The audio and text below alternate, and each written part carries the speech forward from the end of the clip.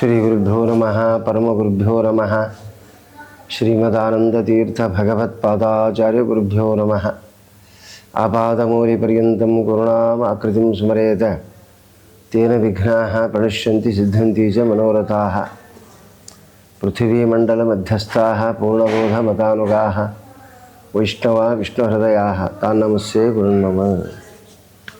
ಪ್ರಸ್ತುತ ಜ್ಞಾನಮಂದಿರ ಯೂಟ್ಯೂಬ್ ದ್ವಾರ ಪ್ರಾರಂಭವಾಗಿರ್ತಕ್ಕಂಥ ಈ ಶುಭ ಸಂದರ್ಭದಲ್ಲಿ ಭಗವಂತನ ಲೀಲೆಗಳನ್ನು ನಾವು ಎಷ್ಟು ಕೇಳಿದರೂ ಎಷ್ಟು ಹೇಳಿದರೂ ಕಡಿಮೆನೇ. ಅನಂತವಾದ ವೇದಗಳಿಂದ ಅದಕ್ಕೂ ಹೆಚ್ಚಿನ ಗುಣಗಳಿಂದ ಪ್ರತಿಪಾದ್ಯನಾದ ಭಗವಂತನನ್ನು ಜ್ಞಾನಿಗಳಾಗಿರ್ತಕ್ಕವರು ಎಷ್ಟು ಸ್ತೋತ್ರ ಮಾಡ್ತಾರೋ. ನಭಪತಂತಾತ್ಮ ಸಮಃಪತತ್ರಿಣಃ, ಆಕಾಶದಲ್ಲಿ ಹಾರತಕ್ಕ ಹಕ್ಕಿ ಎಷ್ಟು ಮೇಲೆ ಹೋಗಿ ಕೆಳಗಡೆ ನೋಡ್ತದೆ. ನೋಡಿದಾಗ ಅಬ್ಬಾ ನಾನು ಇಷ್ಟು ಹಾರಿದ್ದೀನ, ನಾನೇ ಮೇಲ್ಮಟ್ಟ ಅಂತ ತಿಳಿದು ಭ್ರಾಂತವಾಗಿ ಸ್ವಲ್ಪ ಮೇಲೆ ನೋಡ್ತದೆ. ಇನ್ನೂ ಅಪರಂಪಾರವಾದ ಅಮಿತಿಯನ್ನು ಹೊಂದುತ್ತಿರತಕ್ಕಂಥ ಅಸದೃಶವಾಗಿರ್ತಕ್ಕ ಆಕಾಶವನ್ನು ನೋಡಿ ಆಗ ನಾಚಿಕೆಗೊಳ್ಳುತ್ತದೆ. ಅಯ್ಯೋ ನಾನು ಇಷ್ಟೇ ಹಾರಿನ, ಇನ್ನೂ ಮೇಲಿದೆಲ್ಲ ಅಂತ. ಅದರಂತೆ ನಭಪತಂತ ಆತ್ಮಪತತ್ರಿಣಃ, ಜ್ಞಾನಿಗಳೆಲ್ಲರೂ ಕೂಡ ಎಷ್ಟು ತಿಳಿದರೂ ಕೂಡ ಭಗವಂತನ ವಿಷಯ ಯಾರಿಗೂ ಶಕ್ಕಿಲ್ಲ. ಗುಣಗಳಿಂದ ಪೂರ್ಣನಾಗಿರ್ತಕ್ಕವನು ಭಗವಂತ. ಮಹಾಲಕ್ಷ್ಮೀ ದೇವಿ ವೇದದಲ್ಲಿರ್ತಕ್ಕ ಸಮಸ್ತ ಭಗವಂತನ ಗುಣಗಳನ್ನು ಉಪಾಸಿಸಿ ತದನಂತರದಲ್ಲಿ ಅನೇಕ ಗುಣಗಳಿಂದ ಉಪಾಸನೆ ಮಾಡಿದರೂ ಕೂಡ ಇನ್ನೂ ನಿಲಕದೇ ಇರತಕ್ಕಂಥ ಗುಣಗಳನ್ನು ಉಪಾಸನೆ ಮಾಡ್ತಾಳೆ. ಆ ಭಗವಂತನ ತಿಳಿಯಲಿಕ್ಕೆ ಪ್ರಯತ್ನ ಪಡ್ತಾಳೆ. ಅಂದಮೇಲೆ ಅಂಥ ಭಗವಂತನ ಲೀಲೆ ನಮಗೆ ತಿಳಿಯೋದು ಹೇಗೆ ಅಂದರೆ ಭಗವಂತನ ಅವತಾರಗಳಲ್ಲಿ. ಆ ಭಗವಂತನ ಅವತಾರಗಳಲ್ಲಿ ಮಾತ್ರ ಅಲ್ಪ ಸ್ವಲ್ಪ ಆತ್ಮ ಸತ್ ಚಿತ್ ಆನಂದ ಆತ್ಮ ಅಂತ ನಾಲ್ಕೇ ಹೇಳಿದ್ದಾರೆ ಸಾಮಾನ್ಯ ಜನರಿಗೆ. ಇಷ್ಟನ್ನು ನಾವು ಉಪಾಸನೆ ಮಾಡಿದರೆ ಸಾಕು, ಮೋಕ್ಷಕ್ಕೆ ಹೋಗಿಬಿಡ್ತೀವಿ. ಹೆಚ್ಚಿನ ಗುಣಗಳು ನಮಗೆ ಸಿಗ್ತಾವೋ ಇಲ್ಲೋ, ಉಪಾಸನೆ ಮಾಡ್ಲಿಕ್ಕೆ ಆಗ್ತದೋ ಇಲ್ಲೋ, ಅದು ನಮ್ಮ ವಿಚಾರಕ್ಕೆ ಬಿಟ್ಟಿದ್ದು. ಅಂಥ ಯಾವ ಭಗವಂತ ಪ್ರವೇಶ ಮಾಡ್ತಾನೆ, ಯಾವಾಗ ಒಳಗಡೆ ಪ್ರವೇಶ ಮಾಡಿದ ಕಾರಾಗೃಹದಲ್ಲಿ, ಆಗ ಕಂಸ ಯಥಾಸ್ಥಿತವಾಗಿರ್ತಕ್ಕವನು ಬಂದು ನೋಡ್ತಾನೆ. ಅಲ್ಲಿ ಹೆಣ್ಣು ಕೂಸು. ಆ ಹೆಣ್ಣು ಕೂಸಿಗೆ ಆಶ್ಚರ್ಯಪಟ್ಟ, ಅದನ್ನು ಸ್ವೀಕಾರ ಮಾಡಿದ. ಆ ಹಿಂದಿನ ಆರುಗಳನ್ನು ಯಾವ ರೀತಿ ಸಂಹಾರ ಮಾಡಿದ್ನೋ ಅದರಂತೆ ಸಂಹಾರ ಮಾಡ್ಲಿಕ್ಕೆ ಹೊರಟ. ಅಲ್ಲಿ ಆದ ದುಸ್ಥಿತಿ ಏನೋ ಅದು ಹಾರಿತದು, ಹಾರಿ ಮೇಲೆ ಹೋತು. ಯಾವಾಗ ಮೇಲೆ ಹಾರಿ ಅವನಿಗೆ ಹೇಳ್ತೀವಿ, ಎಲೆ ಮೂರ್ಖ, ನಿನ್ನನ್ನು ಸಂಹಾರ ಮಾಡತಕ್ಕವನು ಬೆಳೀತಾ ಇದ್ದಾನಪ್ಪ ಅಂದಾಗ ಆಶ್ಚರ್ಯವಾಗಿದೆ ಅವನಿಗೆ. ತಕ್ಷಣದಲ್ಲೇ ಆಗ ಕಾರ್ಯೋನ್ಮುಖನಾಗಿದ್ದಾನು. ಅಪರಾತ್ರಿಯಲ್ಲೇ ಮೊದಲೇ ನಿಧಿಗೆಟ್ಟಿದ್ದ. ಮರಣದ ಭಯ, ಮರಣ ಸನ್ನಿಹಿತವಾಗ್ತದೆ, ಮರಣದ ವಸ್ತು ಇದೆ ಅಂತ ಗೊತ್ತಾದಾಗ ಅವನು ಮತ್ತಿಷ್ಟೂ ಭೀತನಾಗಿದ್ದಾನೆ. ಭೀತನಾಗಿ ತಕ್ಷಣದಲ್ಲಿ ಸಮಾಧಿಗಳನ್ನು ನಿರ್ಮಾಣ ಮಾಡಿದ. ರಾತ್ರಿ ಅನೇಕ ದೈತ್ಯರನ್ನು ಕರೆಸಿದ್ದಾನೆ. ಎಲ್ಲರೂ ಅವರೇ ಭಗವದ್ರೋಹಿಗಳು, ಬ್ರಾಹ್ಮಣ ದ್ರೋಹಿಗಳು, ಭಗವದ್ರೋಹಿಗಳು. ಒಂದಲ್ಲ, ಎಲ್ಲ ಕಾಲದ ಎಲ್ಲ ದೈತ್ಯರು ಸಮಾವೇಶ ಅಲ್ಲಿ ಮಾಡಿದ್ದಾನೆ. ಮಾಡಿದಾಗ ತಕ್ಷಣದಲ್ಲೇ ಪೂತನನ್ನು ಬಿಟ್ಟಿದ್ದಾನಂತೆ. ಈ ಪೂತನ ಅಂತಕ್ಕಂಥವಳು ಗಂಧರ್ವಗಳಿಂದ ವಿಶೇಷವಾಗಿ ಗಂಧರ್ವಳಿಗಳು. ಆ ರಾಕ್ಷಸಿಯಲ್ಲಿ ಆವೇಶ ಆಕೆಗೆ ಎಂಥ ವಿಚಿತ್ರ ಮಾಡಿದ್ದ ಪೂತನ ಅಂತಕ್ಕಂಥ ರಾಕ್ಷಸಿಗೆ ಅಂದರೆ, ನೋಡ್ರಿ ದೈತ್ಯರ ಸ್ವಭಾವ ಯಾವ ರೀತಿ ಇರ್ತದೆ ಅಂತ. ಅದು ಶಿಶು ಇದ್ದಾಗೆ ತಂದಿದ್ದ. ಯಾರನ್ನೇ ಪೂತನ. ಶಿಶು ಸಣ್ಣದಿತ್ತು, ಅಕರಾಳ ವಿಕರಾಳವಾಗಿರ್ತಕ್ಕಂಥ ರೂಪದಿಂದ ಯುಕ್ತವಾಗಿರ್ತಕ್ಕ ಅವಳನ್ನು ಗ್ರಹಣ ಮಾಡಿಕೊಂಡು ಬಂದು ಮನೆಯಲ್ಲಿ ಬೆಳೆಸ್ತಾ ಇದ್ದ ಕಂಸ. ಎಂಥ ವಿಚಿತ್ರ! ಆ ಪೂತನ ಅನ್ನ ಯಾವ ರೀತಿ ತಯಾರು ಮಾಡಿದ್ದ ಅಂದರೆ ಪುರಾಣಗಳು ನೋಡಬೇಕು. ಅದಕ್ಕೆ ಆ ಪುರಾಣದಲ್ಲಿ ಸ್ಪಷ್ಟಪಡಿಸ್ತಾರೆ. ಆಕೆ ಮೈಯೆಲ್ಲ ವಿಷ ಮಾಡಿದ್ದ ನೋಡಿ. ದಿನನಿತ್ಯದಲ್ಲಿ ಆಹಾರದಲ್ಲಿ ವಿಷ ಕೊಟ್ಟು ಕೊಟ್ಟು ಕೊಟ್ಟು ಕೊಟ್ಟು ದೇಹಾದ್ಯಂತ ವಿಷಮಯವಾಗಿರ್ತಕ್ಕಂಥ ದೇಹ ಉಳ್ಳದ್ದಾತು. ಅವಳ ದೇಹವೇ ವಿಷ ಆಗಿಬಿಡ್ತು, ವಿಷದಿಂದ ತುಂಬಿತು, ಎಲ್ಲವೂ ವಿಷ. ಅವಳು ಮಾತಾಡಿದರೆ ಆ ವಿಷದ ದುರ್ವಾಸನೆಯಿಂದ ಜನರು ಸಾಯ್ತಕ್ಕಂಥ ಪ್ರಸಂಗ ಇತ್ತು. ಅದಕ್ಕೆ ಭಾಳ ಶಾಣೆ ಅವನು ಕಂಸ. ಅವಳು ದೊಡ್ಡವಳಾದಾಗ ಅವಳನ್ನು ಏನು ಮಾಡ್ತಿದ್ದ ಅಂದರೆ ಬೇರೆ ರಾಜರು ಕಂಸನ ಮೇಲೆ, ಮಥುರಾಪಟ್ಟಣದ ಮೇಲೆ ಯಾರಾದರೂ ಯುದ್ಧಕ್ಕೆ ಬರ್ತಾರೆ ಅಂತ ಗೊತ್ತಾದರೆ ಆ ಶಿಬಿರದಲ್ಲಿ, ಆ ಬೀಡಿನಲ್ಲೇ ಅವನೇನು ಮಾಡ್ತಾನೆ, ಅವ್ರನ್ನ ಕಳಿಸಿಬಿಡ್ತಿದ್ದ ಪೂತನಾನ. ರಾಕ್ಷಸರಿಗೆ ಒಂದು ವರ, ದೇವತೆಗಳಿಗೂ ಒಂದು ವರ. ದೇವತೆಗಳನ್ನು ಉಪಾಸನೆ ಮಾಡೇ ರಾಕ್ಷಸರು ಪ್ರಬಲರಾಗ್ತಾರೆ. ದೇವತೆಗಳು ಉತ್ತಮವಾದ ದೇವತೆಗಳನ್ನು ತಪಸ್ಸು ಮಾಡಿ ಒಂದು ವರವನ್ನು ಪಡಿತಾರೆ. ಯಥೇಷ್ಟವಾದ ಪುಣ್ಯ ನೋಡಿರಿ, ತಪೋಧನರಾಗ್ತಾರೆ. ಆ ತಪಸ್ಸಿನ ಧನ ಇಬ್ಬರಿಗೂ ಬರ್ತದೆ. ತಪೋಧನ ಇಬ್ಬರಿಗೂ ಬಂದರೆ ಅದರ ವಿನಿಯೋಗ ಬೇರೆ ಬೇರೆ. ಒಂದು ದುರ್ವಿನಿಯೋಗ, ಒಂದು ಸದ್ವಿನಿಯೋಗ. ವಿನಿಯೋಗಗಳಲ್ಲಿ ಎಷ್ಟೋ ಮಂದಿ ನಮ್ಮ ಈ ಪ್ರಪಂಚದಲ್ಲಿ ವಿದ್ಯೆಯನ್ನು ಕಲಿತಾರೆ. ಆ ವಿದ್ಯೆಯನ್ನು ಕಲಿತಕ್ಕಂಥದ್ದು ದುರ್ವಿನಿಯೋಗ ಮಾಡಲಿಕ್ಕೆ, ಕೆಲವರು ಸದ್ವಿನಿಯೋಗ ಮಾಡಲಿಕ್ಕೆ. ದೇಶ ರಕ್ಷಣೆಗೆ ಕೆಲವರು ಹೊರಟ್ರೆ ದೇಶ ಭಕ್ಷಣೆಗೆ ಕೆಲವರು ಹೊರಡ್ತಾರೆ. ಅದೇ ವಿದ್ಯೆನೇ ನೋಡ್ರಿ ಯಾವ ರೀತಿ ಅದು. ಇದು ಎಲ್ಲ ಕಾಲಗಳಲ್ಲಿ ಅನಾದಿ ಕಾಲದಿಂದಲೂ ಬಂದಿರತಕ್ಕಂಥ ವಿಷಯ, ಇದೇನು ಹೊಸದಲ್ಲ. ಅದರಂತೆ ದೈತ್ಯ ಸ್ವಭಾವ ಯಾವ ರೀತಿ ಇರ್ತದೆ ಅಂದರೆ, ದೈತ್ಯರು ಎಲ್ಲ ಕಾಲಗಳಲ್ಲಿ ಬಂದು ವಿಶೇಷವಾಗಿ ಫಲವನ್ನು ಪಡಿತಾರೆ. ಏನು, ದುಷ್ಟ ಕಾರ್ಯದಲ್ಲೇ ಮಗ್ನರಾಗ್ತಾರೆ ಹೊರತು ಮತ್ತೇನು ಬೇರೆ ಮಾಡೋದಿಲ್ಲ ಅವರು, ಅದೇ ಕೆಲಸ ನೋಡ್ರಿ. ಆ ವಿಷ ಪರಕೀಯರಿಗೆ ಹಿಂಸೆ ಕೊಡಲಿಕ್ಕೆ ತಯಾರಾಗಿತ್ತೇ ಹೊರತು ಸಜ್ಜನರಿಗೆ ಅಲ್ಲ ನೋಡ್ರಿ. ಪರಕೀಯರಿಗೆ ವಿಷ, ಎಲ್ಲ ಯಾರೇ ಬರಲಿ ವಿಷ, ಹಂಗೆ ತಯಾರು ಮಾಡ್ತಿದ್ದ ಪೂತನನ್ನು.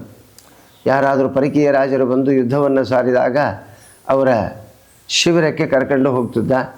ಈಕೆಯನ್ನು ಕಳಿಸಿದ ತಕ್ಷಣದಲ್ಲೇ ಇವರೆಲ್ಲ ಒಂದು ರೀತಿಯ ಆಸುರಿ ವಿದ್ಯೆ ಅದನ್ನೇ ಅಳವಡಿಸಿಕೊಂಡು ದೇವತೆಗಳಿಂದ ಸಂಗ್ರಹ ಮಾಡಿರ್ತಕ್ಕಂಥ ವಿವಿಧ ರೂಪಾತ್ಮಕವಾಗಿರ್ತಕ್ಕಂಥ ವೇಷವನ್ನು ಧಾರಣ ಮಾಡಿ, ಒಳ್ಳೆ ನವತರುಣಿ ಸೌಂದರ್ಯವನ್ನು ಧಾರಣ ಮಾಡಿ ಆ ರಾಜರ ಹತ್ರ ಹೋಗ್ತಿದ್ಲು ಪೂತನ.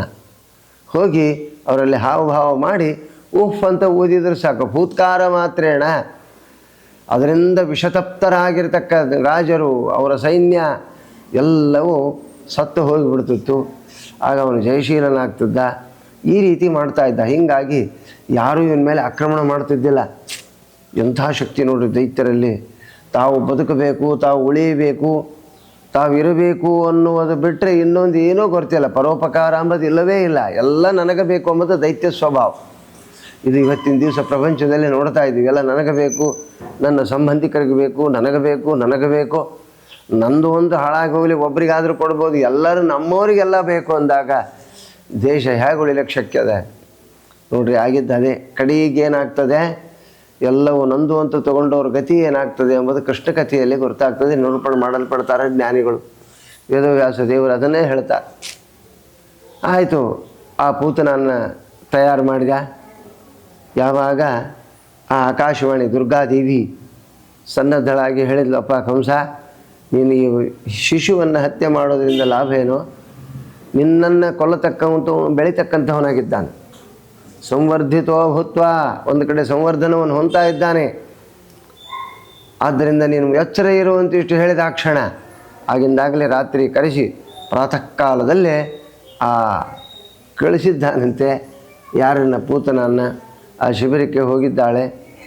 ಆ ನಂದಗೋಪ ಯಶೋಧಾದೇವಿ ಒಂದು ಪ್ರಾಂತದಲ್ಲಿ ಯಮುನಾ ನದಿಯ ದಂಡೆ ಭಾಗದಲ್ಲಿ ಅವನಿಗೆ ಕಪ್ಪವನ್ನು ಕೊಡಬೇಕು ಅಂತ ಅಲ್ಲಿ ಉದ್ಯುಕ್ತರಾಗಿದ್ದಾರೆ. ಕೃಷ್ಣ ಪರಮಾತ್ಮ ಅಲ್ಲೇ ಅವತಾರ ಮಾಡಿದ. ಅಲ್ಲೇ ಹೋದ. ಆಕೆ ಬಗಲಾಗಿ ಮಲ್ಕೊಂಡ. ಯಶೋಧಿ ದೇವಿಗೆ ಸಂತೋಷ ಆಯಿತು. ಅಯ್ಯೋ, ನಾನು ಒಳ್ಳೆಯ ಉತ್ತಮವಾಗಿರ್ತ ಗಂಡನ್ನು ಹಡದೆ ಅಂತ ಆನಂದ ಪಟ್ಟಿದ್ದಾಳೆ. ಯಾರ ಮಗನೋ ಏನೋ ನೋಡ್ರಿ, ಭಗವಂತನ ದೇವತಾ ವ್ಯಾಪಾರ. ಆ ದೇವತಾ ವ್ಯಾಪಾರದಂತೆ ನಾವಿರಬಾರ್ದು. ಏನ್ರಿ, ಇಲ್ಲಿ ಕಳುವು ಮಾಡಿದ್ರಲ್ಲ, ನಾವು ಕಳುವು ಮಾಡಿಬಿಡ್ತೀವಿ. ಯಾಕಂದರೆ ವಸುದೇವ ಆ ಶಿಶುವನ್ನು ತಂದು ಮಲಗಿಸಿ ಆಮೇಲೆ ಏನು ಮಾಡಿದ, ಹೆಣ್ಣು ಶಿಶುವನ್ನು ತೊಗೊಂಡು ಹೋದ. ಇದು ಕೂಸಿನ ಕಳತನ ಆತಲ್ಲ ಅಂತ ನೀವು ಪ್ರಶ್ನೆ ಮಾಡಿದರೆ ದೇವತಾ ರಹಸ್ಯ ಅಂತ. ನಾವು ಮಾಡಿದರೆ ಸರಿಯಾದ ಕಾರ್ಯವಲ್ಲ. ದೇವತೆಗಳು ದೇವತಾ ರಹಸ್ಯ, ಋಷಿ ರಹಸ್ಯ, ಆ ದೇವ ಮೂಲ, ಋಷಿ ಮೂಲ, ನದಿ ಮೂಲ, ಸ್ತ್ರೀ ಮೂಲ ಇತ್ಯಾದಿಗಳನ್ನು ಹೆಚ್ಚು ವಿಮರ್ಶೆ ಮಾಡಬಾರ್ದು. ನಾವು ಅವರು ಮಾಡ್ತಾರಂತ ನಾವು ಮಾಡಿದರೆ ಶಿಕ್ಷಾರ್ಹರಾಗ್ತೀವಿ. ಅದು ದೇವತಾ ಸಂಬಂಧವಾದ್ದು. ಕಥೆಯನ್ನು ಕೇಳಬೇಕು, ಆನಂದ ಪಡಬೇಕು. ಇದು ದೇವತಾ ಸಂಬಂಧವಾದ್ದರಿಂದ ಕೃಷ್ಣ ಪರಮಾತ್ಮ ಅವನು ಕಳುವಾದ ಅಂತಲ್ಲ, ಕಳುವು ಮಾಡಿದ ಅಂತಲ್ಲ, ದೊಡ್ಡ ಕಳ್ಳ ಕೃಷ್ಣ. ಅವನಂಥ ಕಳ್ಳ ಜಗತ್ತಿನಲ್ಲಿ ಯಾರೂ ಇಲ್ಲ. ಯಾಕಂದರೆ ಪ್ರಸಿದ್ಧ ಚೋರಕ ಕಥಿತ ಪೃಥಿವ್ಯಾಂ ಅನೇಕ ಜನ್ಮಾರ್ಜಿತ ಪಾಪ ಸಂಚಯಂ ಹರತ್ಯಶೇಷಂ ಸ್ಮೃತಿ ಮಾತ್ರ ಗೇವ. ನೋಡ್ರಿ ಎಂಥ ಕಳ್ಳ ಅಂದರೆ ಅವನಂಥ ಕಳ್ಳ ಜಗತ್ತಿನಲ್ಲಿ ಇಲ್ಲ, ಕೃಷ್ಣನಂಥ ಕಳ್ಳ, ನಾರಾಯಣನಂತ. ಯಾಕಂದರೆ ಇಡೀ ಜಗತ್ತಿನಲ್ಲಿ ಎಷ್ಟು ಮಂದಿ ಎಷ್ಟು ಕಳು ಮಾಡಿದ್ದಾರೋ ಇವನ್ನೆಲ್ಲ ಕಳು ಮಾಡ್ತಾನೆ ನೋಡ್ರಿ, ಬ್ರಹ್ಮಾಂಡವನ್ನೇ ಕಳು ಮಾಡ್ತಾನೆ ನೋಡು. ಎಂಥ ಕಳ್ಳ, ಇಂಥ ಕಳ್ಳ ಲೋಕದಲ್ಲಿದ್ದಾರ. ಕೃಷ್ಣನಿಗೆ ಕಳ್ಳ ಅಂತ ಯಾಕೆ ಕರೀತರು ಅಂದರೆ ಪ್ರಸಿದ್ಧ ಚೋರ ಕಥಿತ ಪೃಥಿವ್ಯಾಂ. ಈ ಜಗತ್ತಿನಲ್ಲಿ ಏನೇನು ಪಾಪಗಳನ್ನು ಮಾಡ್ತಿರೋ ಎಲ್ಲ ಪಾಪಗಳನ್ನು ಸ್ಮೃತಿ ಮಾತ್ರ ಏವ, ಭಗವಂತನ ನಾಮಸ್ಮರಣೆ ಮಾತ್ರದಿಂದಲೇ ಇಡೀ ಸಮಸ್ತ ಪಾಪವನ್ನು ಕಳು ಮಾಡ್ತಕ್ಕಂಥ ಮಹಾನುಭಾವ ಅಂದರೆ ಇವನು ಕಳ್ಳ. ಅದಕ್ಕೆ ದಾಸರು ಇವ ಚೋರ ನೋಡ್ರಿ, ಇವ ಜಾರ ಅಂತ ಹಾಡಿದ್ರೋ ಇಲ್ಲೋ, ಎಂಥ ಶಬ್ದವನ್ನಿಟ್ಟಿದ್ದಾರೆ. ಚೋರ ಎಂಬ ಶಬ್ದಕ್ಕೆ ಪಾಪಗಳನ್ನು ಹರಣ ಮಾಡ್ತಕ್ಕವನೇ ಹೊರತು ಜಾರ ಅಂದ್ರೇನು, ಎಲ್ಲರ ಮನಸ್ಸನ್ನು ಹರಣ ಮಾಡ್ತಾನೆ, ತನ್ನ ಕಡೆ ಎಳ್ಕೊತಾನೆ, ಎಳ್ಕೊಂಡು ಉದ್ಧಾರ ಮಾಡ್ತಾನೆ ಅವ್ರನ್ನೆಲ್ಲ. ಅದಕ್ಕೋಸ್ಕರ ಭಗವಂತನಿಗೆ ಸಮನ್ವಯ. ನಮ್ಮ ಕಳ್ತನ ಅದು ನಮಗೆ ಸಿಗೋದಿಲ್ಲ, ಎಲ್ಲರೂ ಬಂದು ನೋಡಿ ಹೋಗಿರ್ತಾರೆ, ಒಬ್ಬರು ಕೊಡೋದಿಲ್ಲ, ಸಿಕ್ಕರೂ ಕೊಡೋದಿಲ್ಲ. ಇಂಥ ಚೋರನ್ನು ತೊಗೊಂಡು ನಾವೇನು ಮಾಡೋದು, ಉಪಯೋಗ ಇಲ್ಲ. ಆದ್ದರಿಂದ ಅಂತಹ ಯಾವ ಭಗವಂತ ವರ್ಗಾವಣೆಯನ್ನು ಹೊಂದಿದ, ಅಲ್ಲಿಂದ ಬಂದ ತಕ್ಷಣ ಗೋಪುರದಲ್ಲಿ ಬೆಳಿಲಕತ್ತಿದ್ದಾನೆ. ಇತ್ತ ಕಡೆ ಕಂಸ ಪೂತನನ್ನು ಕಳಿಸಿದ ಕ್ಷಣ ಆ ಪೂತನ ವಿಚಾರ ಮಾಡಿದ್ಲು, ಓಹೋ ಒಳ್ಳೆ ಸುಂದರವಾದ ಶಿಶು, ನವಜಾತ ಶಿಶುವನ್ನೇ ಮೃಗಯಾಮಾಸ ನವ ಶಿಶುಂ ನವಯ. ಎಂಥ ಶಿಶು ಹುಟ್ಟಿದಾಕ್ಷಣ, ಹುಟ್ಟಿದ ಒಂದು 4-5 ದಿವಸದೊಳಗೆ ಇರ್ತಕ್ಕಂಥ ಶಿಶುಗಳನ್ನು ನೋಡಬೇಕಂತ ಹೊರಟಿದ್ದಾಳೆ. ಒಳ್ಳೆ ಸುಂದರನಾಗಿರ್ತಕ್ಕ ಭಗವಂತ ಹುಟ್ಟಿದಾಕ್ಷಣ ಅವನ ಆಶ್ಚರ್ಯ ಎಂಥದ್ದು ಅಂದರೆ ನೋಡ್ರಿ, ನಗನಗುತ್ತಾ ಹುಟ್ಟಿದ್ದಾನೆ ಭಗವಂತ. ಜಗತ್ತಿನ ಎಲ್ಲ ವಸ್ತುಗಳು ಒಳಗೊಳ್ತಾ ಹುಟ್ಟುತ್ತಾವೆ, ಆದರೆ ಭಗವಂತ ನಗನಗುತ್ತಾ ಹುಟ್ಟಿದಾಕ್ಷಣ ಏನು ಆಶ್ಚರ್ಯ. ಆ ಯಶೋದಾದೇವಿಗೆ ಆನಂದವಾಗಿದೆ, ಆಟ ಆಡಿಸ್ತಾ ಇದ್ದಾಳೆ, ಒಳ್ಳೆ ಉತ್ತಮವಾಗಿರ್ತಕ್ಕ ಕ್ಷೀರವನ್ನು ಪ್ರದಾನ ಮಾಡ್ತಾ ಇದ್ದಾಳೆ. ಆಗ ಇವಳು ಒಳ್ಳೆ ವೇಷವನ್ನು ಧಾರಣ ಮಾಡಿದ್ಲು. 18-19 ವರ್ಷದ ಹುಡುಗಿ, ಯಾರು ಪೂತನ ರಾಕ್ಷಸಿ, ಒಳ್ಳೆ ಉತ್ತಮವಾಗಿರ್ತಕ್ಕ ಪಯೋಧರ ಸ್ವೀಕಾರ ಮಾಡಿಕೊಂಡು ಯಶೋದಾದೇವಿಯನ್ನು ಭೇಟಿ ಆದ್ಲಂತಮ್ಮ, ನಾನು ಲಗ್ನ ಆಗಿದ್ದೀನಿ, ನಾನು ಒಂದು ಹುಡುಗನನ್ನು ಹಡೆದಿದ್ದೆ, ಶಿಶು ಸಂಜಾತಃ ಮೃತ ಏವ ಭವತ್, ಆ ಕೂಸು ಸತ್ತು ಹೋಗಿಬಿಡ್ತು, ಅದಕ್ಕೋಸ್ಕರ ನನ್ನ ಎದೆ ಹಾಲು ಬಿರಿತಾ ಇವೆ. ಅದಕ್ಕೆ ನೀನು ಹೂ ಅಂದರೆ ಇಂಥ ಉತ್ತಮನಾಗಿರ್ತಕ್ಕ ಶಿಶುವಿಗೆ, ದಷ್ಟಪುಷ್ಟನಾಗಿರ್ತಕ್ಕಂಥವನಿಗೆ ನನ್ನ ಹಾಲನ್ನು ಕೊಟ್ಟರೆ ನನಗೆ ಎದೆ ಭಾರ ಕಡಿಮೆ ಆಗ್ತದೆ ಅಂದಾಗ ನೋಡ್ರಿ ಎಷ್ಟು ಸ್ತ್ರೀಯರು ಎಷ್ಟು ಜಲ್ದಿ ನಂಬ್ತಾರಂತ. ಯಶೋದಾದೇವಿ ಅವಳ ಮಾತನ್ನು ನಂಬಿದ್ಲಂತೆ. ನೋಡ್ರಿ, ಸ್ತ್ರೀಯರು ಭಾಳ ಬೇಗ ನಂಬ್ತಾರೆ, ಎಲ್ಲ ವಿಷಯಗಳನ್ನು ಸಡನ್ನಾಗಿ ನಂಬಿಡ್ತಾರೆ. ಎದಕ್ಕೆ ಏನು ಅಂತ ಗೊತ್ತಾಗೋದಿಲ್ಲ, ವಿಮರ್ಶೆ ಮಾಡೋದೇ ಇಲ್ಲ. ಅವರಲ್ಲಿರ್ತಕ್ಕಂಥ ಒಂದು ಗುಣ, ನಂಬೇ ಬಿಟ್ಲು, ತಕ್ಷಣ ನಂಬೇ ಬಿಟ್ಲು, ಆಯಿತು ಅಂತ ಹೇಳಿದ್ಲು. ನೋಡಿ, ಇವೆಲ್ಲ ಒಂದು ಸಂಬಂಧ. ಅವ್ರ ಬಾಯಲ್ಲಿ ಮಾತು ನಿಂದಿರೋದಿಲ್ಲ, ಜಲ್ದಿ ಮಂದಿನೂ ನಂಬುತ್ತಾರೆ. ಇದು ಬಕಲಾದೇವಿ ಹೀಗೆ ಶುಕಾಚಾರ್ಯರು ಯಾರು ಮಹಾನುಭಾವರು ಬೃಹಸ್ಪತ್ಯಾಚಾರ ಕೊಟ್ಟಿರ್ತಕ್ಕಂಥ ಒಂದು ಶಾಪ ನೋಡಿ, ಶ್ರೀನಿವಾಸ ಕಲ್ಯಾಣದಲ್ಲಿ ಬರ್ತದೆ. ಆಯಿತು, ನಂಬೇ ಬಿಟ್ಲಾಕಿ, ನಂಬಿದ್ಲು. ಆಯಿತು ಅಮ್ಮ ತಗೋ ಶಿಶುವಿಗೆ ಕೊಡೋ ಹಾಲು ಅಂದಾಗ ಆಗ ಅವಳಂದು, ಓಹೋ ಇವನೇ ಕೃಷ್ಣನಿರಬಹುದು, ಇವನೇ ನಮ್ಮ ಕಂಸನನ್ನು ಸಂಹಾರ ಮಾಡ್ಲಿಕ್ಕೆ ಯೋಗ್ಯನಾಗಿರ್ತಕ್ಕಂಥವನಾಗಬೇಕು, ನಾನೇ ಸಂಹಾರ ಮಾಡಿಬಿಟ್ರೆ ಕೀರ್ತಿ ಬರ್ತದಲ್ಲ ಅಂದ್ಲು. ನೋಡಿ, ಭಗವಂತನನ್ನು ರಕ್ಷಣೆ ಮಾಡಬೇಕಾದ್ದು ನಮ್ಮ ಕರ್ತವ್ಯ. ರಕ್ಷಣೆ ಅಂದ್ರೇನು? ಜ್ಞಾನದಿಂದ ಭಗವಂತನನ್ನು ಉಪಾಸನೆ ಮಾಡೋದೇ ರಕ್ಷಣೆ. ಭಗವಂತ ಇದ್ದಾನೆ ಎಂಬುದೇ ರಕ್ಷಣೆ, ಮತ್ತೇನು ಬೇರೆ ರಕ್ಷಣೆ ಅಲ್ಲ. ಭಗವಂತನ ರಕ್ಷಣೆ ನಾವೇನು ಮಾಡ್ತೀವಿ ಅಂದರೆ ಭಗವಂತನನ್ನು ನಮ್ಮಲ್ಲಿ ರಕ್ಷಣೆ ಮಾಡ್ಕೊಂಬುದು, ಅವನ ಅಸ್ತಿತ್ವವನ್ನು ಸದಾ ಅಸ್ತಿತ್ವದ ಚಿಂತನೆಯನ್ನು ಮಾಡೋದೇ ಭಗವಂತನ ರಕ್ಷಣೆ, ಮತ್ತೇನೂ ಅಲ್ಲ. ಅವನೇನು ರಕ್ಷಣೆ ಮಾಡ್ತೀವಿ? ಜಗತ್ಪಾಲಕನಾಗಿರ್ತಕ್ಕ ಭಗವಂತನನ್ನು ನಾವು ರಕ್ಷಣೆ ಮಾಡ್ಲಿಕ್ಕಾಗ್ತದೇನು? ಮತ್ತು ಮಾಡ್ತೀವಲ್ರಿ ಅಂದರೆ ಉಪಲಕ್ಷಣೆಯ ಔಪಚಾರಿಕವಾಗಿ ನಮ್ಮಲ್ಲಿ ಭಗವಂತಿದ್ದಾನೆ, ನಮ್ಮನ್ನು ರಕ್ಷಣೆ ಮಾಡ್ತಾನೆ ಅನ್ನೋದೇ ಯೋ ನ ಪಿತಾಚ ನಿತಾಯೋ ವಿಧಾತ, ಇದೇ ರಕ್ಷಣೆ, ಮತ್ತೇನು ಬೇರೆ ರಕ್ಷಣೆ ಅಲ್ಲ. ಭಗವಂತ ನಿನ್ನ ಪಾಲಕರು ಯಾರು ಅಂತ ನಾರದರು ಕೇಳಿದರು ಒಂದು ದಿವಸ. ಅಲ್ಲೋ, ಜಗತ್ತಿನಲ್ಲಿ ನೀ ಎಲ್ಲ ರಕ್ಷಣೆ ಮಾಡ್ತೀಯಪ್ಪ, ನಿನ್ನ ರಕ್ಷಣೆ ಮಾಡೋರು ಯಾರು? ಅದಕ್ಕೆ ಹೇಳಿದೆ ಜ್ಞಾನಿನಾಂ ಪರಿಪಾಲಯಂತಿ ಮಾಂ ಸದಾ. ನನ್ನನ್ನು ಜ್ಞಾನಿಗಳೇ ರಕ್ಷಣೆ ಮಾಡ್ತಾರೆ ಹೊರತು ನಾನೇನು ರಕ್ಷಣೆ ಆಗ್ತೀನಪ್ಪ. ಅವರೆಲ್ಲ ದೇವರಿದ್ದಾನೆ ಅಂದ್ರೆ ಅರ್ಘ್ಯ ಪಾದ್ಯ ಆಚಮನ ಹಾಲು ನೈವೇದ್ಯ ಭಜನಿ ಉಪನ್ಯಾಸ ಇವೆಲ್ಲವೂ ನಾನಿದ್ದಾನೆ ಅಂದರೆ ತಾನೇ ಅಲ್ಲ. ನನ್ನನ್ನು ಒಲಿಸಿಕೊಳ್ಳೋಕ್ಕೆ ಅವರು ಯಾವ ರೀತಿ ಪ್ರಯತ್ನ ಪಡ್ತಾರೋ ಅದನ್ನು ಅಸ್ತಿತ್ವ ಜ್ಞಾನವನ್ನು ಜಗತ್ತಿಗೆ ಕೊಡತಕ್ಕವ್ರು ಯಾರು? ಜ್ಞಾನಿಗಳೇ, ಬ್ರಾಹ್ಮಣರು. ಬ್ರಾಹ್ಮಣರು ಅಂದರೆ ಎಲ್ಲರೂ ಬ್ರಾಹ್ಮಣರು ಅಂತಲ್ಲ. ಯಾರು ಬ್ರಹ್ಮಣಿ ಅಣತೀತಿ ಬ್ರಾಹ್ಮಣ, ಯಾರು ಭಗವಂತನನ್ನು ತಿಳಿತಾರೋ ಅವನೇ ಬ್ರಾಹ್ಮಣನಾಗ್ತಾನೆ. ಆದ್ದರಿಂದ ತಿಳಿಯೋ ಪ್ರಯತ್ನ ಮಾಡಬೇಕು. ಅವನು ಬ್ರಾಹ್ಮಣನಾಗಿ ಹೋಗ್ತಾನೆ. ಮಾನಸಿಕ ಬ್ರಾಹ್ಮಣ, ದೈಹಿಕ ಬ್ರಾಹ್ಮಣ ಬೇರೆ, ಮಾನಸಿಕ ಬ್ರಾಹ್ಮಣ ಬೇರೆ. ದೇಹದಿಂದ ಹುಟ್ಟಿರ್ತಕ್ಕಂಥವ್ರು ಇವರು ಬ್ರಾಹ್ಮಣರು ಬೇರೆ. ಸದಾ ಕಾಲದಲ್ಲಿ ನೀವು ಜ್ಞಾನಿಗಳಾದರೆ ನೀವು ಬ್ರಾಹ್ಮಣರೇ ಆಗ್ತೀವಿ. ಇಂಥ ವಿಲಕ್ಷಣವಾದ ಬ್ರಹ್ಮಣಿ ನಪುಂಸಕಲಿಂಗ, ಅಲ್ಲಿ ಬ್ರಹ್ಮ ಎಂಬ ಶಬ್ದ ಪುಲ್ಲಿಂಗದಲ್ಲಿ ಚತುರ್ಮುಖ ಬ್ರಹ್ಮನಿಗೆ ಹೋಗ್ತದೆ. ಬ್ರಹ್ಮಣಿ ಅಂತಕ್ಕಂಥ ಶಬ್ದ ಏನದಲ್ಲ, ಇದು ನಪುಂಸಕ ಶಬ್ದ ವಾಚ್ಯರಾಗಿರ್ತಕ್ಕವನು ಶ್ರೀಮನ್ನಾರಾಯಣ ಶ್ರೀಹರಿ. ಚರತಿ ಗತಿಭಕ್ಷಣಯೋಹೋ, ಅವನನ್ನು ಯಾರು ತಿಳಿತಾರೋ ಅವನೇ ಬ್ರಾಹ್ಮಣ. ಅಂತಹ ಬ್ರಾಹ್ಮಣ ಅಂಥವರು ಉಪಾಸನೆ ಮಾಡ್ತಕ್ಕಂಥವ್ರು ಆಗಬೇಕೇ ಹೊರತು ಯಾರ್ಯಾರೋ ಮಾಡ್ತಕ್ಕಂಥದ್ದಲ್ಲ. ಉಪಾಸನೆ ಮಾಡುವ ಕ್ರಮ ಅಂತಕ್ಕಂಥದ್ದು ವಿಶೇಷವಾದ್ದು. ಆ ರೀತಿ ಆಗ ನೋಡ್ರಿ, ಭಗವಂತನಿಗೆ ಅವನನ್ನು ಕೊಲ್ಲಬೇಕು ಅಂತ ಹೊರಟವಳಿಗೆ ಕೊಲ್ಲೇ ಬಿಟ್ಲು. ಭಗವಂತ ಕೊಲ್ತಾನೆ. ಭಗವಂತನನ್ನು ರಕ್ಷಣೆ ಮಾಡಬೇಕು ಅಂತ ನಾವು ಹೊರಟ್ರೆ ಭಗವಂತ ನಮ್ಮನ್ನು ರಕ್ಷಣೆ ಮಾಡ್ತಾನೆ. ನೋಡ್ರಿ, ಇದೇ ಧರ್ಮ. ಧರ್ಮ ಅಂಬದೇನು? ಧರ್ಮ ಅಂತಕ್ಕಂಥ ಡೆಫಿನೇಷನ್ನು ಯಾರು ಏನೂ ಮಾಡ್ಲಿಕ್ಕಾಗೋದಿಲ್ಲ. ಧರ್ಮ ಎಂಬ ಡೆಫಿನೇಷನ್ ತೊಗೊಳ್ರಿ, ನೋಡ್ರಿ ಎಷ್ಟು ಸಮಂಜಸವಾಗಿದೆ. ನಾವು ಮಾಡುವ ಧರ್ಮ ಇನ್ನೊಬ್ಬರಿಗೆ ಹಿಂಸೆ ಆಗಬಾರ್ದು, ನಮಗೆ ಹಿಂಸೆ ಆಗಬಾರ್ದು, ನಮ್ಮಿಂದ ಇನ್ನೊಬ್ಬರಿಗೆ ಹಿಂಸೆ ಆಗಬಾರ್ದು, ಸ್ವಯಂ ನಮಗೆ ಹಿಂಸೆ ಆಗಬಾರ್ದು. ನಾವು ಯಾರನ್ನು ಉಪಾಸನೆ ಮಾಡ್ಲಿಕ್ಕೆ ಹೊರಟಿವೋ ಅವರು ಹಿಂದಿನವರಿಗೆ ಪ್ರತ್ಯಕ್ಷ ಆಗಿರಬೇಕು, ಗೋಚರಿಸಿರಬೇಕು, ಅದರಿಂದ ಫಲವನ್ನು ಹೊಂದಿರಬೇಕು. ಮುಂದೆ ನಾವು ಫಲವನ್ನು ಹೊಂದಲಿಕ್ಕೆ ಅನುಕೂಲ ಆಗ್ತದೆ. ಆದ್ದರಿಂದ ಇಲ್ಲರಿ ಅವ್ರು ಹೇಳ್ಯಾರ ನಾವು ಮಾಡ್ತೀವಿ, ಇವ್ರು ಹೇಳ್ಯಾರ ನಾವು ಮಾಡ್ತೀವಿ ಅಂದರೆ ಅದು ಧರ್ಮ ಆಗೋದಿಲ್ಲ. ಪರರಿಗೆ ಹಿಂಸೆ ಆಗಬಾರದು, ಸ್ವಯಂ ನಮಗೂ ಹಿಂಸೆ ಆಗಬಾರದು. ಮತ್ತು ನಾವು ಉಪಾಸನೆ ಮಾಡತಕ್ಕ ಅಧಿದೇವತಾ ಅಂತ ಏನಿದ್ದಾನ ಅವನು ನಮಗೆ ಪ್ರತ್ಯಕ್ಷನಾಗಿರಬೇಕು, ಹಿಂದಿನವ್ರಿಗೆ ಕಂಡಿರಬೇಕು, ನಮಗೂ ಕಾಣಿಸ್ಬೇಕು, ಮುಂದಿನವರಿಗೂ ಕಾಣಬೇಕು. ಅವನು ಶಶ್ವತೇಕ ಪ್ರಕಾರವಾಗಿ ಅವಿಚ್ಛಿನ್ನನಾಗಿದ್ದ ಅಂದರೆ ಮಾತ್ರ ಈ ಧರ್ಮ ಅಂಬುದು ಕೊಡುತ್ತದೆ. ಅಂಥ ಧರ್ಮ ಭಗವಂತನ ಧರ್ಮ. ಅವನೇ ಧರ್ಮೋ ರಕ್ಷತಿ ರಕ್ಷತಃ. ಧರ್ಮ ಅಂದ್ರೇನು? ಧಾರ ಇತೀತಿ ಧರ್ಮ. ಜಗತ್ತನ್ನು ಬ್ರಹ್ಮಾಂಡವನ್ನು ಧಾರಣ ಮಾಡಿ ಜೀವರಾಶಿಗಳನ್ನು ಧಾರಣ ಮಾಡತಕ್ಕಂಥವನು ಯಾವನಿದ್ದಾನೋ ಅವನೇ ಧರ್ಮ, ಅವನೇ ಧರ್ಮಿಷ್ಠ. ಅದಕ್ಕೆ ನಾವು ಧರ್ಮ ಉಳ್ಳವರಾಗಬೇಕು. ಧರ್ಮ ಅಂಬೋದು ಧರ್ಮ, ಇದು ಒಂದು ಧರ್ಮ. ಧರ್ಮಿ, ಧರ್ಮ ಉಳ್ಳವನೇ. ಧರ್ಮ ಯಸ್ಯಾಸ್ತೀತಿ ಧರ್ಮಿ.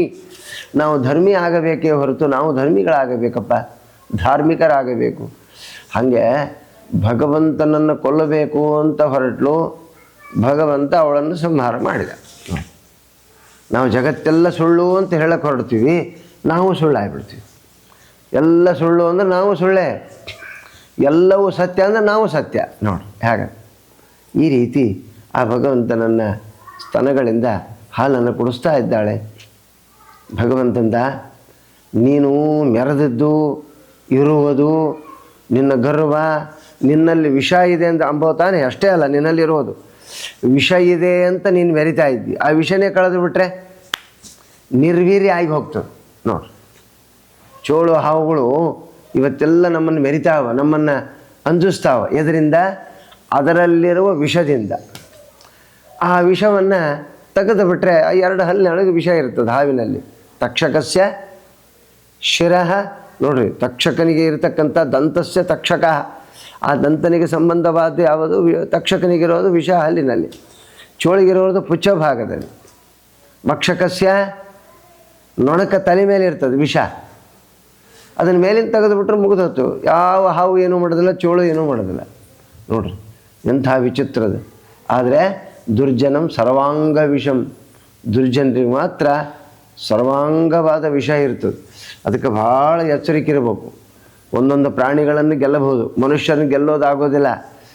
ಮನುಷ್ಯರನ್ನು ನಾವು ಗೆಲ್ಲಬೇಕಾದ್ರೆ ಭಾಳ ಪರೀಕ್ಷೆಗಾದೇಗ್ಯಂ, ಭಾಳ ಪರೀಕ್ಷೆ ಮಾಡಬೇಕು ಅವ್ರನ್ನ.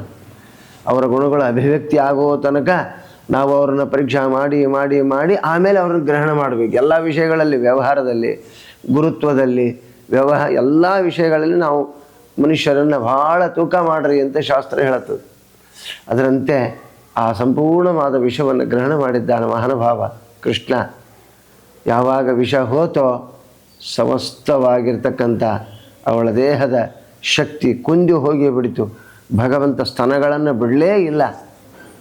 ನೋಡ್ತಾಳೆ, ಒಂದು ಸ್ತನದಲ್ಲಿ ಅವನು ಬಾಯಿದೆ ಅಂತ ನೋಡ್ತಾಳೆ, ಎರಡೂ ಸ್ತನಗಳಲ್ಲಿ ಅವನು ಬಾಯಿದೆ. ಆಶ್ಚರ್ಯಪಟ್ಲಾಕಿ. ಹಬ್ಬ ಅಂದ್ಲು. ಅಲ್ಲೋ, ಎಲ್ಲಾದರೂ ಒಂದು ಕೂಸು ಒಂದೇ ಸ್ಥಾನದಲ್ಲಿ ಹಾಲು ಕುಡಿಯೋದನ್ನು ಕಂಡಿದ್ದೀನಿ ನಾನು, ಇದೇನು ವಿಚಿತ್ರ ಅಂದ್ಲು. ಭಗವಂತಂದ, ಎರಡೂ ಸ್ತನಗಳಿಂದ ನಿನ್ನ ದ್ವಾರ ಎಲ್ಲಿ ಬರ್ತದೆ, ನಿನ್ನ ವಿಷ ಯಾವ ದ್ವಾರದಲ್ಲಿ ಬರ್ತೋ ಅದನ್ನೇ ಹಿಡಿದು ಎಳೆದಿದ್ದಾನೆ. ಆಕರ್ಷ ಎಂತಿ ಸ್ತನ. ಎಂಥ ವಿಲಕ್ಷಣವಾಗಿ ದೇಹವೆಲ್ಲ ಬಿದ್ದು ಹೋಗಿಬಿಡ್ತು. ಯಾವಾಗ ವಿಷ ಹೋತೋ ಚೀತ್ಕಾರ ಮಾಡಿದ್ದಾಳೆ, ಒದರಿದ್ದಾಳೆ, ಚೀರಿದ್ದಾಳೆ. ದೈತ್ಯರಿಗೆ, ದೇವತೆಗಳಿಗೆ ತಮ್ಮ ಉತ್ಕ್ರಮಣ ಕಾಲದಲ್ಲಿ ತಮ್ಮ ಮೂಲ ರೂಪವನ್ನು ತಗೋತಾರೆ. ಅದೊಂದು ರಾಕ್ಷಸಿ. ಅದು ಆವಿಷ್ಟಳಾಗಿದ್ಲು ಅಷ್ಟೇ ಗಂಧರ್ವಳು. ನೋಡ್ರಿ, ಕೊಡಬೇಕು ಅಂತಕ್ಕ ಬುದ್ಧಿ ಬಂತು, ಭಗವಂತನಿಗೆ ಹಾಲನ್ನು ಕೊಡಬೇಕು ಅಂತ ಬಂತು. ಉತ್ತಮಳಾಗಿರ್ತಕ್ಕಂಥ ಆ ಗಂಧರ್ವಳು ಉದ್ಧಾರವನ್ನು ಹೊಂದಿದ್ಲು. ನೋಡು, ಕೊಡುವ ಮನಸ್ಸು ಬಂತು ಯಾರಿಗೆ? ಪೂತನಾಗ. ಅಲ್ಲಿ ಒಳಗೆ ಎರಡು ಜೀವದ್ವಯ ಆವೇಶ. ಆ ಗಂಧರ್ವಳು ಯಾವಾಗ ಅಲ್ಲಿ ಬಂತೋ ನೋಡ್ರಿ, ಅದಕ್ಕೆ ಸದ್ಗತಿ ಆಯ್ತು. ಕೊಡಬೇಕು ಅಂತ ಬಂದಾಗ ನೋಡ್ರಿ ಆಶ್ಚರ್ಯ, ಎಂಥ ವಿಲಕ್ಷಣವಾದ ಆಶ್ಚರ್ಯ. ಕೊಡಬೇಕು ಅಂತ ಬಂದಾಗ ಉದ್ಧಾರ ಆಯಿತು. ಕೊಟ್ಟದ್ದು ಯಾವುದು ನೋಡ್ರಿ, ಅದು ಅಧಃಪತನಕ್ಕೆ ಕಾರಣ ಆಯಿತು. ನಮ್ಮ ಜೀವನದಲ್ಲಿಯೂ ಹಾಗೆ ಜ್ಞಾನಿಗಳಿಗೆ, ದೊಡ್ಡವರಿಗೆ ಕೊಡಬೇಕು ಅಂತ ಬರ್ತೀವಿ, ಕೊಡುವುದರಲ್ಲಿ ವ್ಯತ್ಯಾಸ ಮಾಡಿಬಿಡ್ತೀವಿ, ಅನರ್ಥವನ್ನು ಹೊಂದುತ್ತೀವಿ. ಕೊಡಬೇಕು ಅನ್ನೋದಕ್ಕೆ ಭಗವಂತ ಪುಣ್ಯ ಕೊಡ್ತಾನೆ. ಮನೆಯಿಂದ ಒಂದು ವಸ್ತುವನ್ನು ತರಬೇಕು, ತಂದು ದಾನ ಕೊಡಬೇಕು ಅಂತ ಇಟ್ಕೊಂಡಿರ್ತೀವಿ. ಆದರೂ ಕೊಡೋ ಕಾಲದಲ್ಲಿ ಮನಸ್ಸು ವ್ಯಗ್ರವಾದರೆ, ವಿಕಲ್ಪವಾದರೆ ಏನಾಗ್ತದೆ ಅವಸ್ಥೆ? ನೋಡಿರಿ, ಪೂತನಾನ ಯಾವ ರೀತಿ ಅವಸ್ಥೆವಾಗಿದೆಯೋ ಪೂತನಾನಂತೆ ವ್ಯವಸ್ಥೆ ಆಗ್ತದೆ. ಅಲ್ಲಿ ಆದದ್ದು ಸದ್ಗತಿ ಯಾರಿಗೆ? ಆ ಗಂಧರ್ವಳಿಗೆ. ನೋಡಿರಿ, ಇಲ್ಲಿ ದುರ್ಗತಿ ಆದದ್ದು ಯಾರಿಗೆ? ಪೂತನಾಗ. ನೋಡಿ, ದೊಡ್ಡ ದೇಹ ಬಿತ್ತಂತೆ, ಅದ್ಭುತವಾದ ದೇಹ. 1 ಮೈಲು 2 ಮೈಲು 36 ಯೋಜನೆ ಅಂತಾರೆ. ಎಂಥ ವಿಲಕ್ಷಣವಾದ್ದು. ಅಷ್ಟು ದೊಡ್ಡ ದೇಹ ಬಿದ್ದರೆ ಏನು ನೋಡ್ರಿ, ಹೇಗೆ ದಹನ ಮಾಡೋದು? ಕೃಷ್ಣ ಆಕೆ ಎದೆ ಮೇಲೆ ಕುಣಿದಾಡ್ತಾ ಇದ್ದಾನೆ, ಆನಂದವಾಗಿ ನಗ್ತಾ ಇದ್ದಾನೆ, ಉರುಳಾಡ್ತಾ ಇದ್ದಾನೆ ಆಕೆ ದೇಹದ ಮೇಲೆ. ಎಲ್ಲರೂ ಗಾಬರಿ ಆದರು. ಅಯ್ಯೋ, ಇದೇನು ಶಬ್ದ, ಇದೇನು ಬಿತ್ತು ದೇಹ ಅಂತ ನೋಡ್ತಾರೆ. ಆಗ ಮಹಾನುಭಾವ ಬಂದ. ಯಾರು? ನಂದಗೋಪ ಬಂದಿದ್ದಾನೆ. ಕೃಷ್ಣ ಎಲ್ಲಿದ್ದಾನೆ ಅಂತ ಹುಡುಕ್ತಾ ಇದ್ದಾನೆ. ಆ ಪೂತನಾನ ಎದೆ ಮೇಲಿದ್ದಾನೆ. ಪೂತನ ಎಷ್ಟು ಎತ್ತರ ಇದ್ಲು ಅಂದರೆ ನೋಡ್ರಿ, 30-40 ಫೀಟ್ ಎತ್ತರ ಇದ್ಲಂತೆ ಆ ದೇಹ. 30-40 ಫೀಟ್ ಅಂದರೆ ಏನು ಆಶ್ಚರ್ಯ! ಹೇಗೆ ಕೃಷ್ಣನ ಇಳಿಸೋದು ಅಂತ ದೊಡ್ಡ ನಿಚ್ಚಣಿಕೆ ಕಟ್ಟಿದ್ರಂತೆ. ಆಗಿನ ಏಣಿ ಅಂತ ಕರೀತಾರೆ. ಏಣಿಗಳನ್ನು ಕಟ್ಟಿ ಅದ್ರ ಮೇಲೆ ಇಟ್ಟು ಆ ಕೃಷ್ಣನನ್ನು ಕೆಳಗೆ ತಂದ್ರಂತೆ. ನೋಡಿ, ಆಗ ಯಶೋಧ ನಂದಗೋಪ ಪರಿತಪಿಸಿದ್ದಾರೆ. ಅಯ್ಯೋ, ನಾನು ಎಂಥ ಬಂದವರಿಗೆಲ್ಲ ನನ್ನ ಮಗನಿಗೆ ಹಾಲು ಕೊಡು ಅಂತ ಕೊಟ್ಟೆಲ್ಲ, ನಂದೆಂಥ ತಪ್ಪು ಅಂದ್ಲಾಕಿ. ನೋಡ್ರಿ, ಇದರಿಂದ ಒಂದು ಸಂದೇಶ ಕೊಡ್ತದೆ ಭಾಗವತ. ಭಾಳ ಎಚ್ಚರದಿಂದಿರಬೇಕು.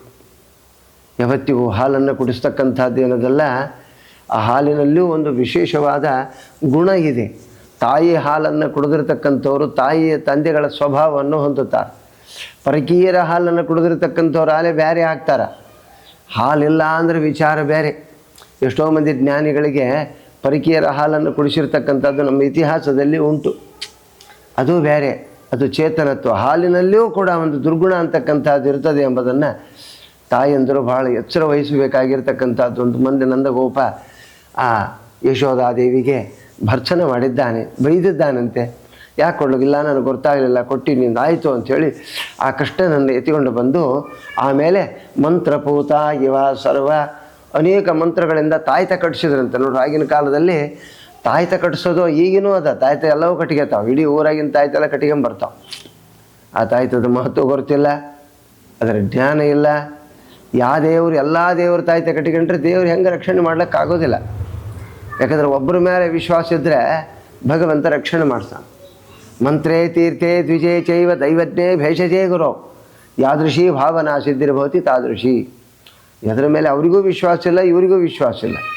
ದುಡ್ಡಿಗಾಗಿ ಯಂತ್ರ ಮಾರತಕ್ಕವರು, ದುಡ್ಡಿಗಾಗಿ ಕೊಡ್ತಕ್ಕವರು, ಅದ್ರ ಎಷ್ಟರ ಮಟ್ಟಿಗೆ ಕೆಲಸ ಮಾಡ್ತದೆ. ಅವನು ದುಡ್ಡು ಇರೋ ತನಕ ಕೆಲಸ ಮಾಡ್ತದೆ. ಆ ದುಡ್ಡಿನ ಪರಿಸಮಾಪ್ತಿ ಮುಗೀತು, ಅದರ ಅರ್ಥ ಮುಗೀತು, ಮುಗಿದೋತು. ಕೃಷ್ಣಾರ್ಪಣ ಮಸ್ತು. ಆ ಕಾಲದಲ್ಲಿ ವಿಲಕ್ಷಣವಾಗಿರ್ತಕ್ಕಂಥ ವ್ಯಾಪಾರ ನಡೀತು.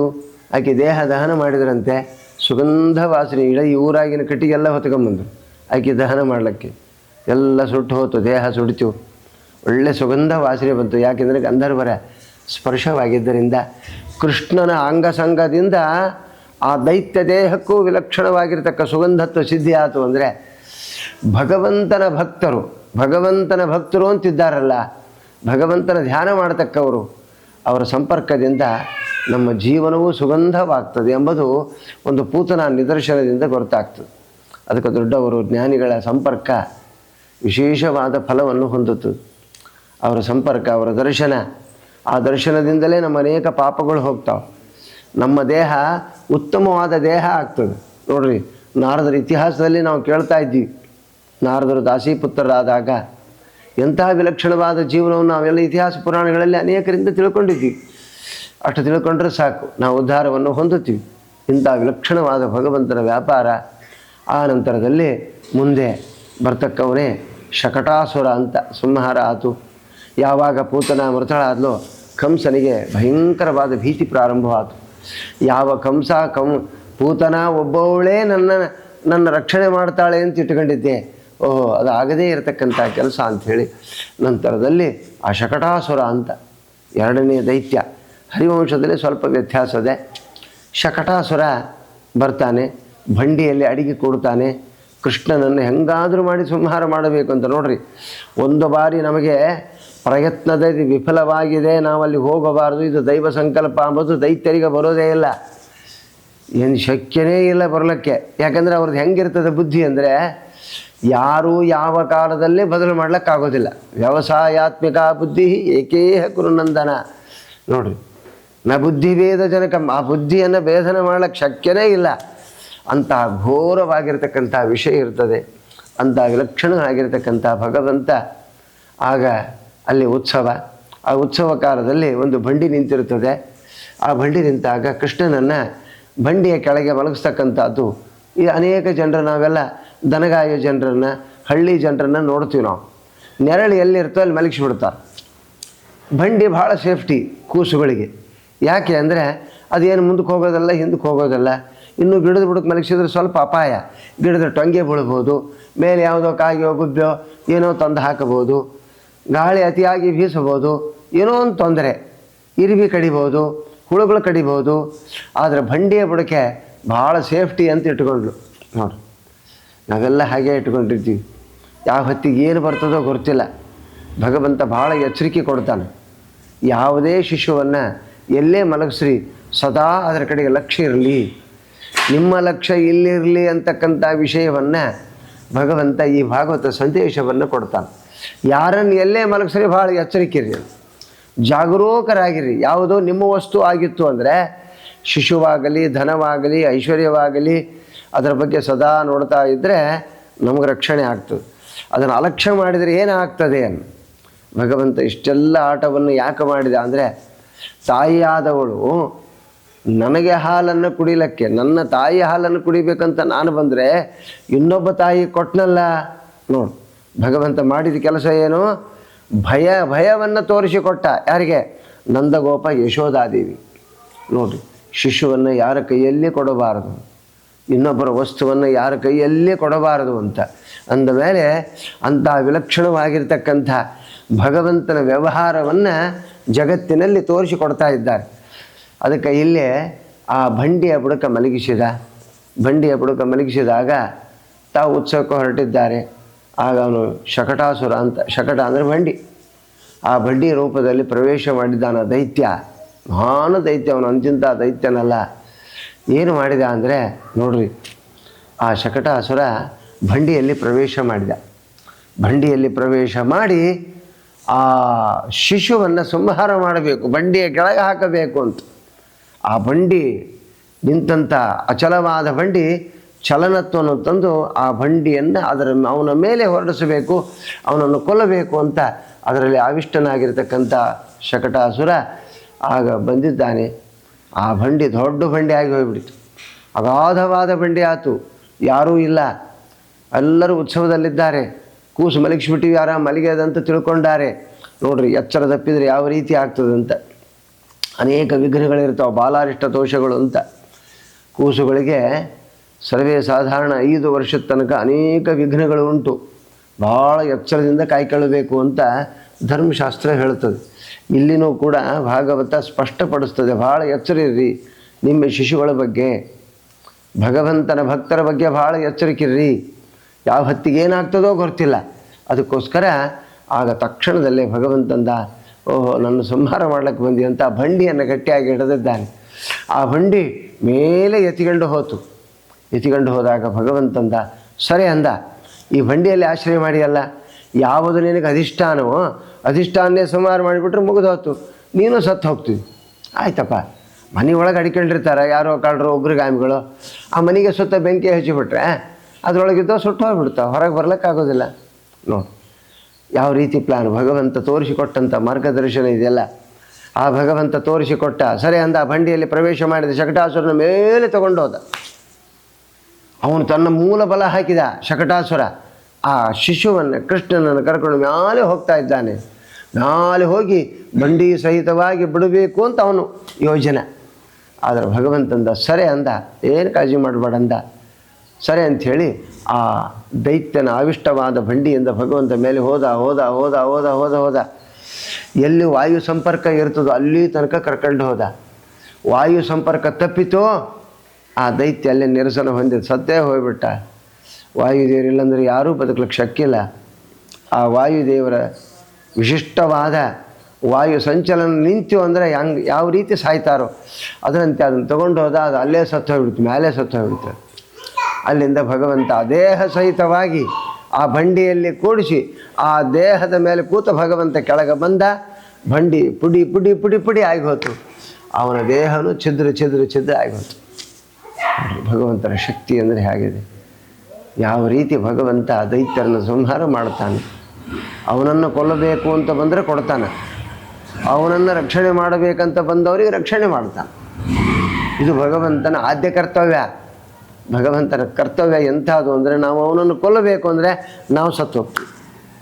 ಅವನು ಇದ್ದಾನೆ, ನಮ್ಮನ್ನು ರಕ್ಷಣೆ ಮಾಡ್ತಾನೆ ಅಂತ ಅವನ ರಕ್ಷಣೆಗೆ ಬಂದರೆ ಭಗವಂತ ನಮ್ಮನ್ನು ರಕ್ಷಣೆ ಮಾಡ್ತಾನೆ. ಇದು ಭಗವಂತನ ಆದ್ಯ ಕರ್ತವ್ಯ, ಎಲ್ಲರಿಗೂ ಮಾಡ್ತಕ್ಕಂಥ ಕರ್ತವ್ಯ.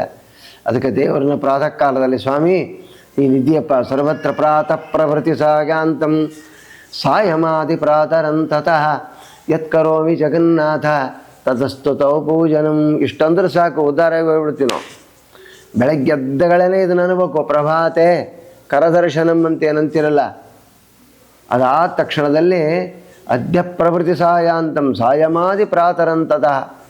ನೋಡ್ರಿ, ಇಷ್ಟು ಅಂದ್ರೆ ಸಾಕು, ಭಗವಂತ ರಕ್ಷಣೆ ಮಾಡಿಬಿಡ್ತಾನೆ. ಯಾಕಂದ್ರೆ ನನಗೆ ಜವಾಬ್ದಾರಿ ಕೊಟ್ಟೆಲ್ಲ ಅಂತ ಅಂದಮೇಲೆ ಆ ಭಗವಂತನ ಅಲಕ್ಷ್ಯ ಮಾಡಿದಂಥ ಯಶೋಧ ಅಲ್ಲಿಗೆ ಬಂದಿದ್ದಾಳೆ. ಪುಡಿ ಪುಡಿ ಪುಡಿ ಆಗಿರ್ತಕ್ಕ ದೈತ್ಯಾಕಾರವಾಗಿರ್ತಕ್ಕ ಬಂಡಿಯನ್ನು ನೋಡಿ ಮತ್ತೆ ದಹನ ಮಾಡಿದರು.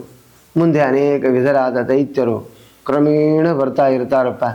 ಒಬ್ಬರಲ್ಲ, ವ್ಯೋಮಾಸುರ ಅಂತ ಬಂದ, ಒಬ್ಬರೇ ಇಬ್ಬರೇ ವೃಷಭಾಸುರ ಅಂತ ಒಬ್ಬನು.